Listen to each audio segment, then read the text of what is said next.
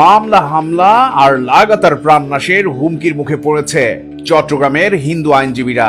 চট্টগ্রাম আদালতের হিন্দু আইনজীবীদের মধ্যে ৭০ জনকেই আসামি করেছে এক মামলায়। অব্যাহত হুমকি ও প্রাণনাশের শঙ্কায় বাংলাদেশ সম্মিলিত সনাতনী জাগরণ জোটের মুখপাত্র চিন্ময় কৃষ্ণ দাসের জামিন শুনানিতে মঙ্গলবার লড়বেন না কোনো আইনজীবী। চিন্ময় প্রভুর আইনজীবীরা এমন সিদ্ধান্তের কথা নিশ্চিত করেছেন টিম চট্টগ্রাম প্রতিদিনের কাছে। চিন্ময় কৃষ্ণ ব্রহ্মচারীর পক্ষে না লড়তে জামায়াতপন্থী আইনজীবীরা হিন্দু আইনজীবীদেরকে একের পর এক হুমকি দিচ্ছে এমন অভিযোগের কথাও জানান তারা। বলছেন, নিরাপত্তার বিষয়টি নিশ্চিত না হওয়া পর্যন্ত সনাতন ধর্মের কোন আইনজীবী আর আদালতেও যাবেন না।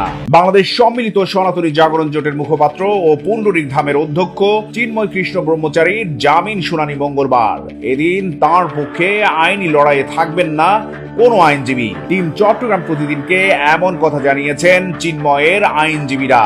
তারা বলছেন, জামায়াতপন্থী আইনজীবীদের একের পর এক হুমকিতে তারা জীবন শঙ্কায়।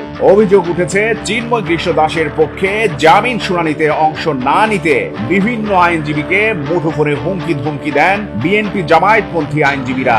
এছাড়া আইনজীবীদের কেউ কেউ চিন্ময় কৃষ্ণ ব্রহ্মচারীর পক্ষে লড়তে চট্টগ্রাম আইনজীবী সমিতির নেতাদের কাছে অনুরোধ জানিয়েও কোনো ইতিবাচক সাড়া না পাওয়ারও অভিযোগ করেছেন হিন্দু আইনজীবীরা। তবে অভিযোগ সত্য নয় বলছেন চট্টগ্রাম জেলা আইনজীবী সমিতির সভাপতি নাজিমউদ্দিন চৌধুরী। তিনি বলেন, চিন্ময় দাসের পক্ষে শুনানি করতে আমাদের সাথে যোগাযোগ করেছেন, কথাটি সত্য নয়। চিন্ময় দাসের মামলার ব্যাপারেও আমাদের কোনো বক্তব্য নেই।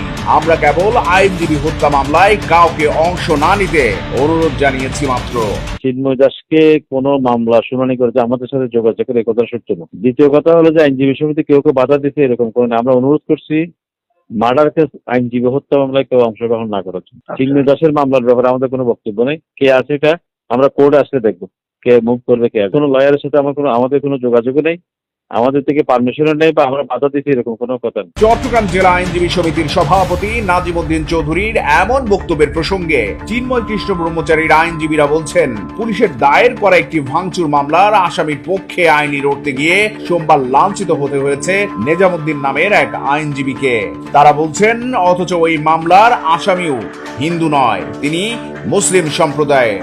টিম চট্টগ্রাম প্রতিদিনকে আদালত সূত্র বলছে, আইনজীবী সাইফুল ইসলাম হত্যা ও পুলিশের উপর হামলার মামলায় ১৭ জন আসামিকে সোমবার সকালে কারাগার থেকে চট্টগ্রাম আদালতে হাজির করা হয়। এর মধ্যে পুলিশের উপর হামলার মামলায় ৮ আসামিকে জিজ্ঞাসাবাদ করতে রিমান্ডের আবেদন করে পুলিশ। সেখানে ২ আসামি মোহাম্মদ দেলোয়ার ও মোহাম্মদ নুরুর আইনজীবী হিসেবে ওকালতনামা দেন নেজামউদ্দিন নামের এক সহকারী পাবলিক প্রসিকিউটর। বিষয়টি জানাজানি হলে অন্য আইনজীবীরা চট্টগ্রাম আদালত ভবনে মহানগর সরকারি কৌশলী পিপির কার্যালয়ের সামনে বিক্ষোভ করেন। আইনজীবীদের বিক্ষোভের মুখে নেজামউদ্দিন ওকালতনামা প্রত্যাহারের পাশাপাশি অতিরিক্ত মহানগর সরকারি কৌশলীর পদ এপিপি থেকেও পদত্যাগ করতে বাধ্য হন তিনি। এছাড়া আদালত এলাকায় সহিংসতার মামলায় চিন্ময় কৃষ্ণ ব্রহ্মচারীর ওকালতনামা দেয়া আইনজীবী অ্যাডভোকেট সুভাষিস শর্মা সহ ৭০ জন আইনজীবীকে আসামি করা হয়।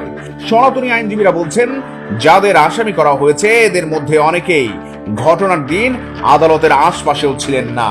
তারা বলছেন, মামলার পর থেকে নানা হুমকিতে দিনরাত পার করছেন। এর মধ্যে আবার চিন্ময়ের পক্ষে না লড়তে হুমকিও থামছে না। এমন নিরাপত্তাহীন পরিস্থিতিতে তারা কেউ আদালতে যাবেন না, লড়বেন না চিন্ময়ের মামলায়ও।